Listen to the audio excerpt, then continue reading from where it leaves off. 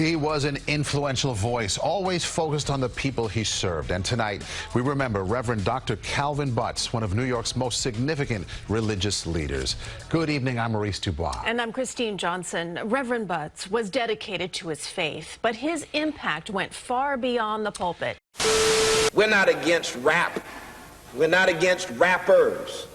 But we are against those thugs who disgrace our community, our women, who disgrace our culture, and who have absolutely nothing of redemptive value to offer except the legacy of violence and sexual assault and foul language. It's Old School Saturday with Worldwide Entertainment TV.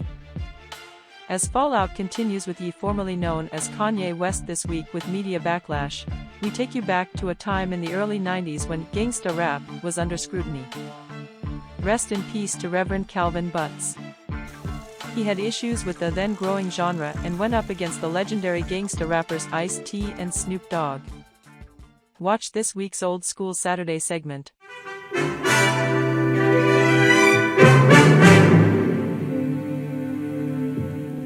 Finally tonight, Rapping Rap. This fall, Charlene Hunter-Gauld told us the story of one minister's campaign to eliminate violent and suggestive lyrics from rap music. Now his campaign has won over some key players in the music business, and Charlene updates our story. This song by Dr. Dre was one of 1993's top-selling albums. Meanwhile, some gangster rappers seem to be living out their violent lyrics. Snoop Dogg was indicted for murder and Tupac Shakur for shooting two policemen and sexually assaulting a 20-year-old woman. To its supporters, gangster rap is a form of social protest, a kind of street theater, the heartbeat of urban America. But to its critics, it's simply an attempt to manipulate racist stereotypes for profit, to sell records. We strongly believe that it is our Christian, moral, and social responsibility to speak out against evil forces. It is that opposition that is creating the first real backlash to the music, a backlash born in the same place that gave birth to rap, the black community. Recently, opponents of hardcore rap gathered at New York City's Abyssinian Baptist Church in Harlem to say, enough is enough. Enough is enough. The protest was organized by Abyssinian Baptist pastor Reverend Calvin Butts. Reverend Butts argues that he is not against all rap, just that which denigrates blacks through words and images. That rap, he says, casts a shadow on all blacks. This is not a place, as one young woman stood up and said once, where I hear people being called bitches and whores around every corner and MFs. It's not. It's not like that in Oakland. It's not like that in LA. There is some of it, but the world must not understand that that is who we are. We are not that. We will not stand for the vile, ugly, low, crime, abusive, and rough music. Until now, most blacks in leadership positions have refrained from criticizing such a popular form of black expression and protest. When Reverend Butts finally spoke out, it was clear outside the church that he had struck a nerve. The streets of Harlem came alive with debate in a way not heard since the protest era of the 60s. You all can do better, and you ought to do better. I think that goes for everybody. That goes for everybody. I ask you, black person, we are embracing white culture. You all are not talking to one another. You're talking past because she never listened. No minds were changed, but the issue was now out in the open, and people were debating it as never before.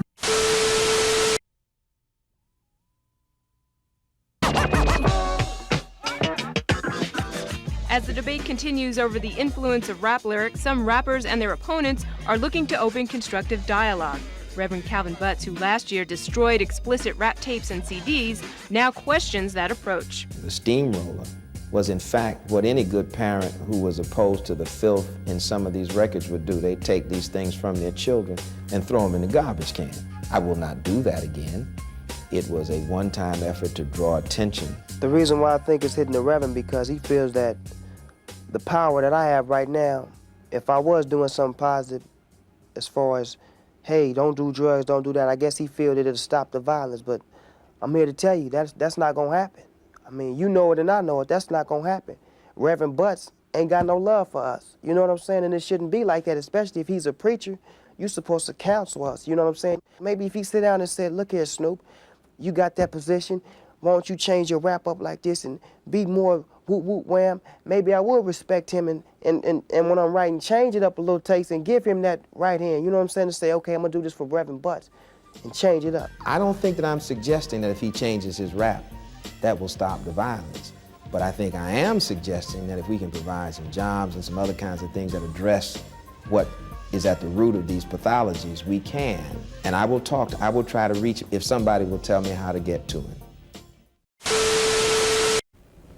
Well, it's a Video Music Box Live special, and we're talking about censorship and lyrics and videos and some of the things that our young people watch. And Reverend Butts, you've gotten everybody's attention in the last month or so with your crusade to kind of question some of the things that the rappers are doing. And where are we going now?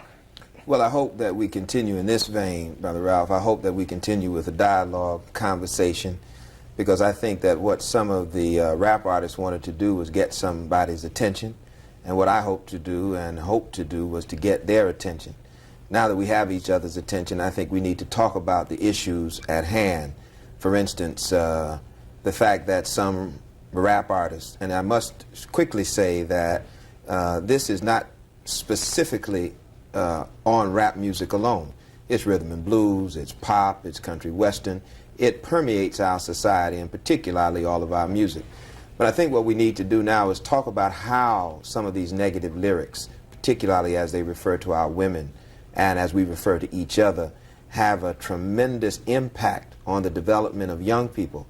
Whether a rap artist wants to be a role model or not, or whether a rap artist wants to be somebody that people look up to or not, it is given. Once you step out on the public stage, people watch you and they're drawn to you by the power of your art form. And rap is an extremely powerful art form. It comes from the creativity of African people. And anything that comes from our creativity is powerful, and it grabs. And therefore, we want to make sure that as it grabs, it also shapes in a constructive and redemptive way our young people to continue our progress against the evils that try to crush us. But I'm talking about, because I believe that all of the artists have the ability to send powerful, constructive messages and do excellent social commentary. So I'm talking about the lyrics primarily. I'm talking about lyrics that call women female dogs and whores. I'm talking about lyrics that advocate violence against each other, brother against brother, brother against sister, sister against sister. I'm talking about lyrics that reflect a kind of attitude toward a person that sees them as a piece of sexual meat rather than a human being. And I consider that as being a part of the influence that has always taken away from the development of our people. It's another trick of the media. And it's deceptive and it's dangerous. So my hope in this dialogue is to say to the brothers and sisters in the rap community, we can do better than this, and we must do better than this for the sake of our collective people, for the sake of our struggle, and even for the sake of humanity, because it is important to say, and then I'll stop, that this is not only a condition in the community of people of African descent. This is a condition also in the larger community, the white community. And so therefore we've got to worry about not only the moral erosion in our own community, but the complete deterioration of the moral fabric in America. Well, as far as I'm concerned, what the Reverend is doing, as far as saying that he thinks that the musicians or the artists should have a moral responsibility to take upon themselves to say something positive, I don't see any problem with that. You know, I mean, I think everybody has a right. It's free speech. You say you don't like it. But running a head-on, a full-out attack on the music, I mean, I just like to ask the Reverend a question. Are you running for political office or plan to run for any political office? That's a fair question. No, I'm not. So if you do, then everybody out there shouldn't vote for you, because what you just told would be a lie, right? If you ever in the future decide to run for a political office, because maybe you're not going to do it now, but in the future, are you planning on? Ice-T, I can't tell you what the future holds. I can tell you that I'm not doing this because I'm trying to build any base for political office. I can tell you that I'm doing it because I have a concern for our community, as you suggested earlier. And it's not an all-out attack on the music, because we say continually and constantly that we think that the music is very powerful, that it has great social commentary. For instance, when you talk about the realities of police brutality, you know, I'm the one who went to Washington to call John Conyers to come here to take a look at what police are doing, were doing then, and are doing now to many of our young people. So I know that's real. See, I just don't see anything constructive as far as, you know, making statements against rap, because first off, I don't really believe, you know, a lot of the people that will jump on your bandwagon even listen to rap. Turn out to be what's attractive. I want to pick up on something Ice-T said earlier. He said it takes unconventional methods to deal with unconventional enemy. And it seems to me that the presentation of people as bees and whores and niggas is not unconventional. It's very conventional, and plays to an enemy that has always sought to keep us as subhuman. Now, why do people gravitate to the music? Because it is easy at times to appeal to people's lower nature. It is more difficult in terms of creativity and in terms of getting people to hear when you try to raise their standards.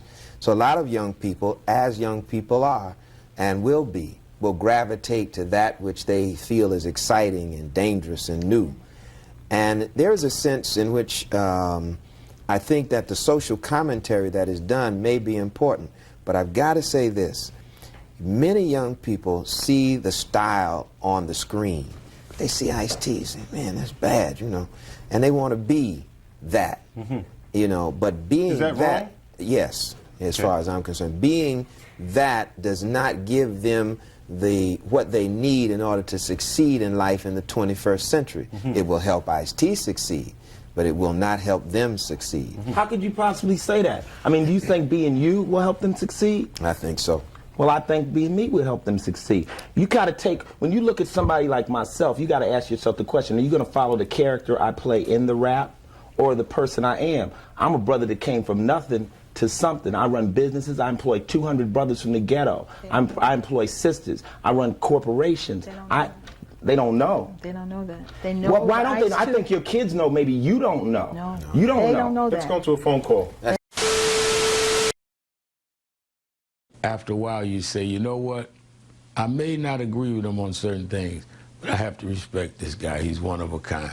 In the twilight of his life and fighting his final battle, he still fought the good fight and exhorted his flock.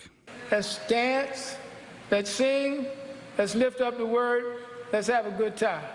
Are you all right with that? Come on, give God some praise and thank you. Hey everyone watching Worldwide Entertainment TV. This is Ashley, and we plan to continue providing interviews, news, and social commentary. Let us know your thoughts below and hit that notification bell after subscribing. Visit WWETVN.com